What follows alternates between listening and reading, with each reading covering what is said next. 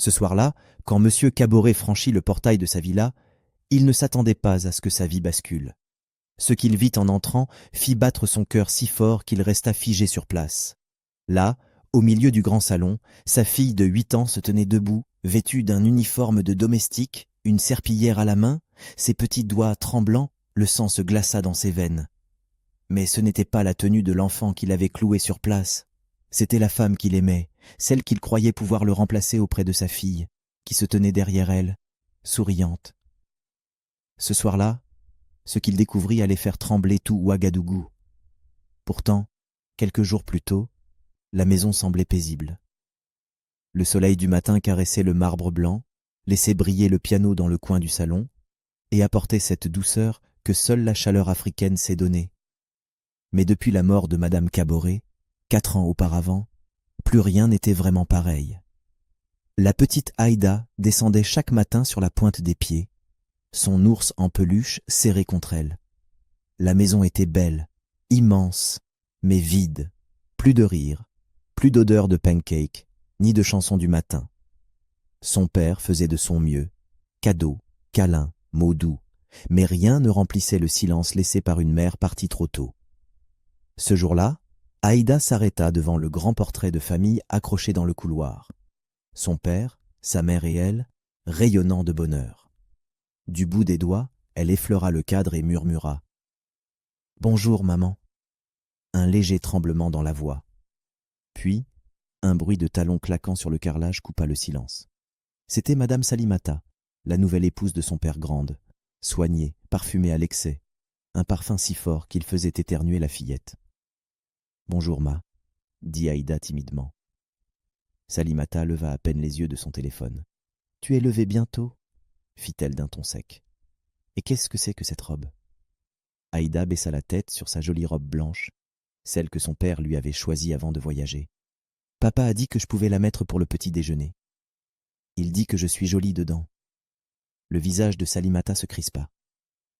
Elle posa sa tasse avec lenteur, le regard dur. « Ton père t'a dit ça, hein ?»« Oui, ma. » Silence. Puis, d'une voix froide, « Tu sais combien coûte cette robe ? Plus cher que tes frais d'école pour tout un trimestre, tu n'as pas besoin de soie. Ce que tu dois apprendre, c'est la discipline. »« Mais ma... » »« Ton père n'est pas là, » coupa-t-elle sèchement. « C'est moi qui commande ici. » Elle ouvrit un tiroir, en sortit un vieux uniforme gris de servante et le jeta aux pieds d'Aïda. « À partir d'aujourd'hui, tu porteras ça. Les domestiques manquent d'aide. Tu apprendras à servir avant d'être gâtée. » La fillette la regarda, figée. « Mais je ne suis pas une bonne. » Salimata eut un sourire glacial. « Tu vis ici, tu manges ici, tu dors ici. Alors, comporte-toi comme quelqu'un qui mérite sa place. » Sans un mot, Aïda ramassa l'uniforme. Le tissu sentait la lessive et le renfermait. Elle monta les escaliers lentement, le cœur lourd. Dans sa chambre, elle posa la tenue sur le lit, prit son ours et murmura « Je veux pas la mettre, je veux juste que maman revienne. » Mais l'ours resta silencieux. Alors, en pleurant doucement, elle enfila l'uniforme. Les manches pendaient, le col la grattait, et elle avait l'impression de se déguiser en quelqu'un d'autre. Elle se regarda dans le miroir, essuya ses larmes et chuchota « Papa reviendra bientôt. Il va tout arranger. Comme toujours. » Lorsqu'Aïda redescendit les escaliers, le cœur serré, la grande maison semblait plus froide qu'à l'accoutumée. La lumière du matin entrait par les vitres, mais elle n'avait plus rien de chaleureux. Ses petits pas résonnaient doucement sur le marbre pendant qu'elle serrait son ours contre elle. Elle s'arrêta un instant au pied de l'escalier, hésitant à avancer. Madame Salimata, assise à table, leva lentement les yeux. Un mince sourire étira ses lèvres. « Ah, voilà, là. Au moins, tu ressembles à quelqu'un qui a compris la vie. » Aïda baissa la tête, honteuse.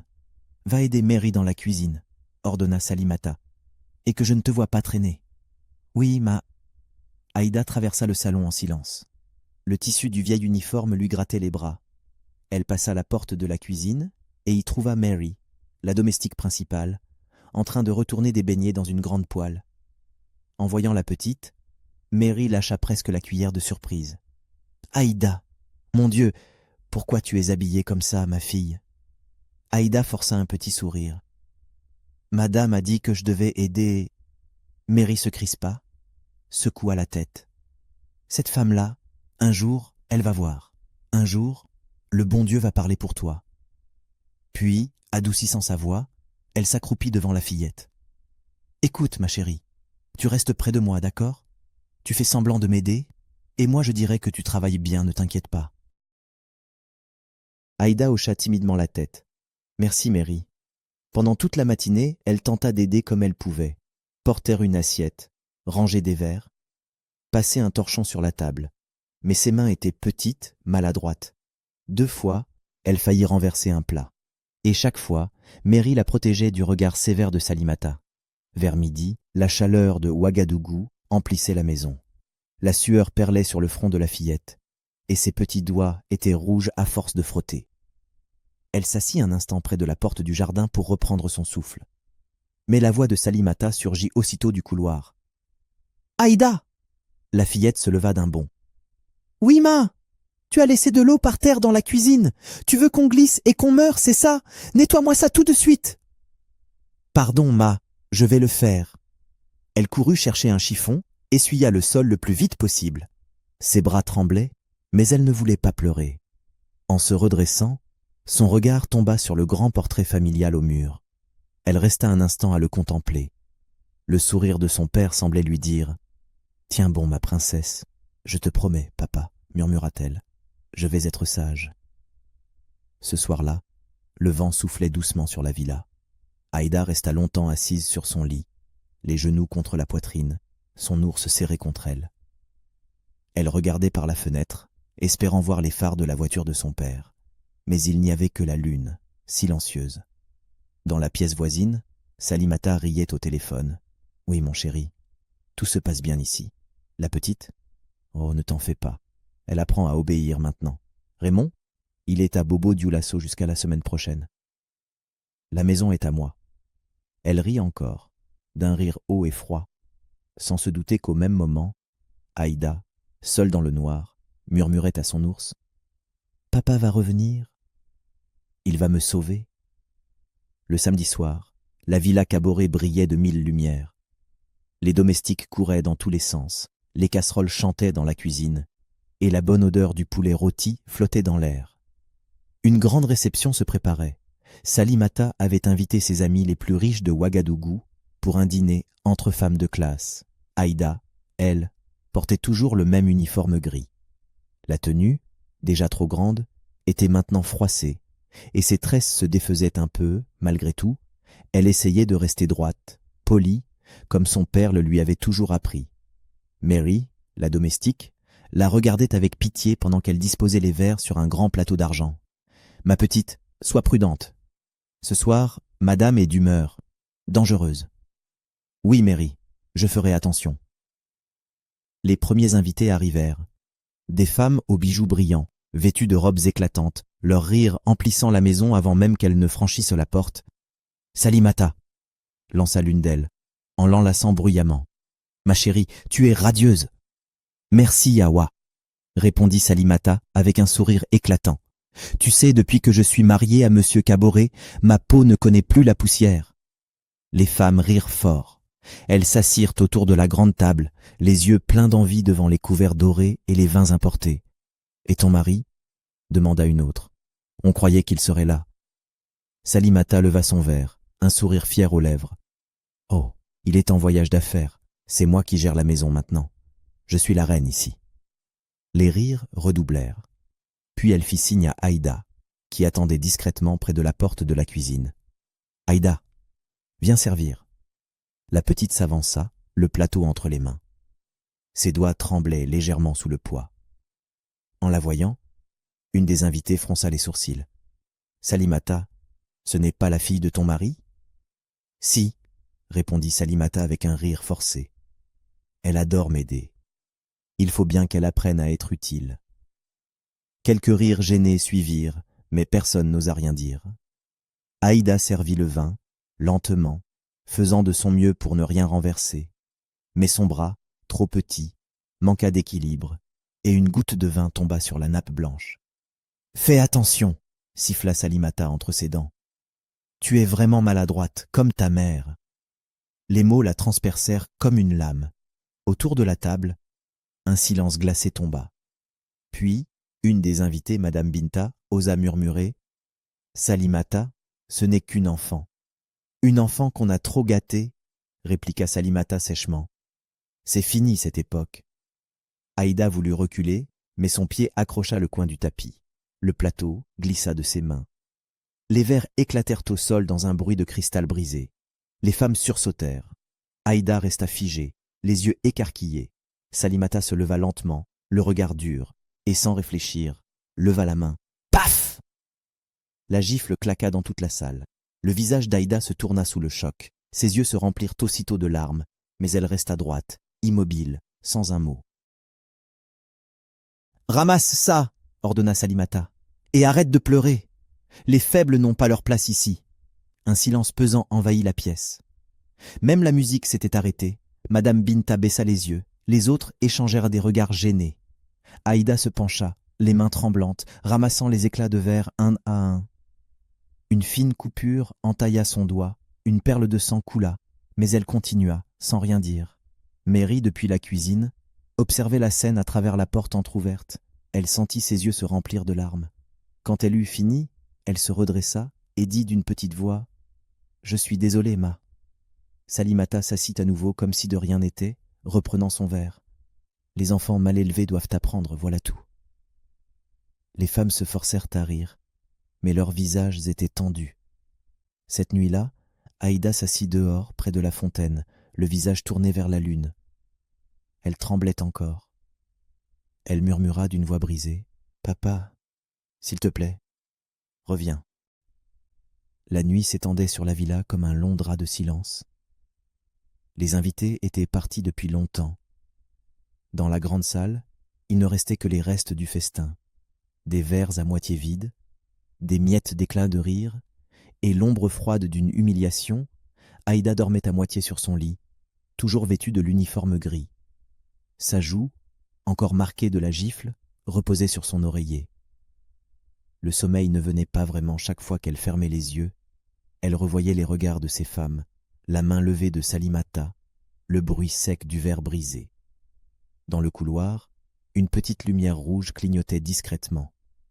Une caméra de sécurité, installée par M. Caboret lui-même quelques mois plus tôt, enregistrait tout depuis le plafond. Chaque mot, chaque geste, chaque larme, mais personne ne s'en doutait. Pas même Salimata, qui à cet instant parlait au téléphone dans le salon. « Oui, mon cœur. Tout se passe bien ici ?» La gamine commence à comprendre. « Raymond ? Il est en déplacement. Il m'appelle demain. »« Oui, je t'ai dit, il me fait confiance. Cette maison est pratiquement la mienne maintenant. » Elle rit doucement, un rire bas et satisfait. Puis elle leva son verre à moitié plein, sirota une dernière gorgée et se laissa tomber sur le canapé, les jambes croisées, confiante, triomphante. Pendant ce temps, dans la chambre voisine, Mary, la domestique, regardait la petite dormir. Elle s'approcha du lit, posa doucement une couverture sur Aïda et murmura « Dors, ma fille. Dieu voit tout. Et ce qu'on fait dans le secret finit toujours par se savoir. » Le lendemain matin, le soleil se leva sur un ciel doré. Aïda était déjà debout, les yeux lourds de fatigue. Ses petites mains frottaient encore les assiettes de la veille. Mary voulut l'aider, mais la fillette insista. « Si madame me voit ne rien faire, elle va crier encore. » Avant même que Mary puisse répondre, une voix claqua depuis le couloir. « Aïda !» Salimata entra, vêtue d'un tailleur élégant. Son sac à main pendait à son bras. Son parfum envahissait déjà la pièce. « Je sors, » annonça-t-elle. « Quand je reviendrai, je veux que tout brille ici. Pas une trace, pas une tache. Et ne touche pas au téléviseur, c'est interdit. Tu n'as pas besoin de distraction, tu dois apprendre à travailler. »« Oui, ma, » répondit doucement Aïda.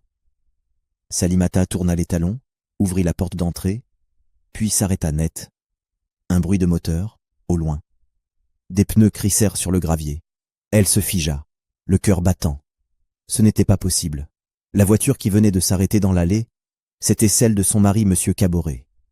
La porte d'entrée s'ouvrit lentement. L'homme entra, vêtu d'un costume sombre, la valise encore à la main. Ses yeux balayèrent le salon, l'expression neutre au début. « Aïda !» appela-t-il. Un cri, un petit cri de joie. « Papa !» La fillette lâcha le torchon et courut vers lui, ses petits pas résonnant sur le carrelage. Elle se jeta dans ses bras avec une force qui fit tomber la valise. Il la serra fort, sentant son petit corps trembler contre lui. « Ma princesse, tu trembles ? Que se passe-t-il » Puis, son regard glissa sur la tenue qu'elle portait, l'uniforme gris, trop grand, taché, froissé. Son sourire s'effaça aussitôt. « Pourquoi ? Pourquoi es-tu habillée comme ça ?» Aïda baissa les yeux, cherchant ses mots. Mais avant qu'elle ne réponde, une voix douce mais tendue s'éleva derrière lui. « Raymond, tu es rentré plus tôt que prévu. » Quelle surprise! Salimata, figée sur le pas de la porte, affichait un faux sourire. Mais sa main tremblait. « C'est rien, mon amour. » Elle voulait simplement aider un peu à la maison. Tu sais comment sont les enfants, toujours curieux. Monsieur Caboret se tourna lentement vers elle, son regard durci. « Aider ? Tu fais travailler ma fille comme une domestique ? Non, Raymond, tu comprends mal. C'était juste pour lui apprendre la discipline. »« La discipline ?» répéta-t-il, la voix grave. « La discipline, c'est ce que tu appelles ça ?» Il la fixa sans bouger. Puis, d'un geste lent, il leva les yeux vers le plafond.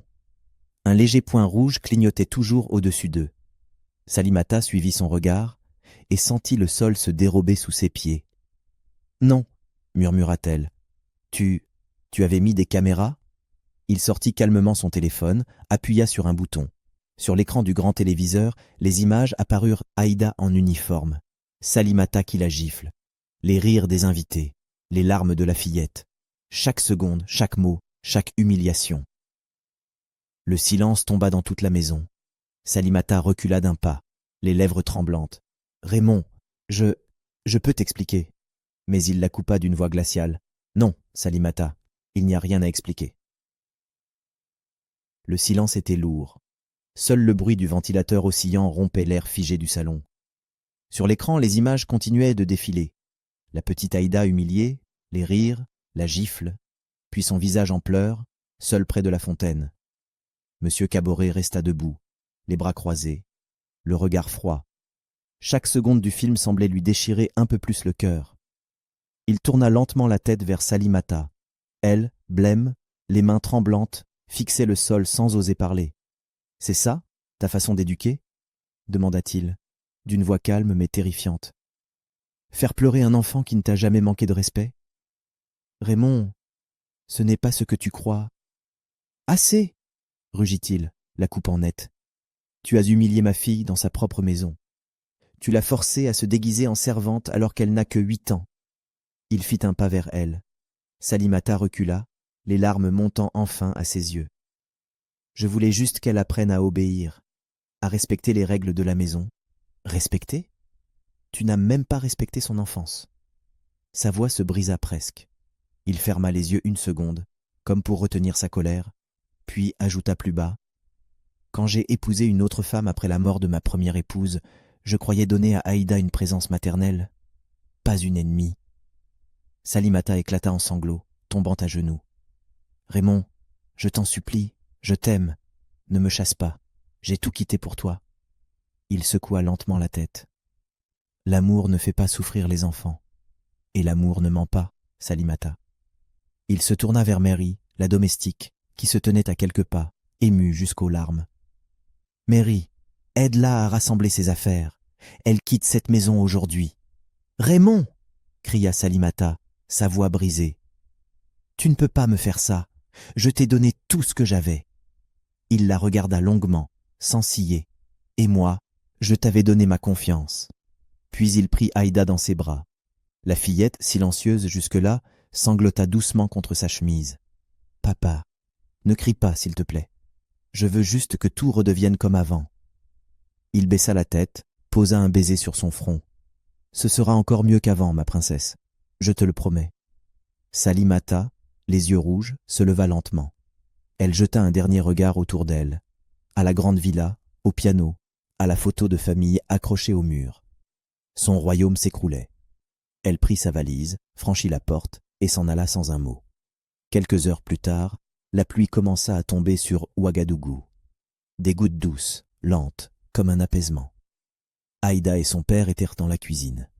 Pour la première fois depuis longtemps, ils riaient de la farine sur les doigts, un bol renversé et l'odeur de pancake qui emplissait la maison. Mary entra, souriante. « Monsieur, vous voulez que je range ?» Monsieur Caboret leva les yeux vers elle, un sourire paisible aux lèvres. « Non, Mary, » répondit-il doucement. « Laissez ce désordre.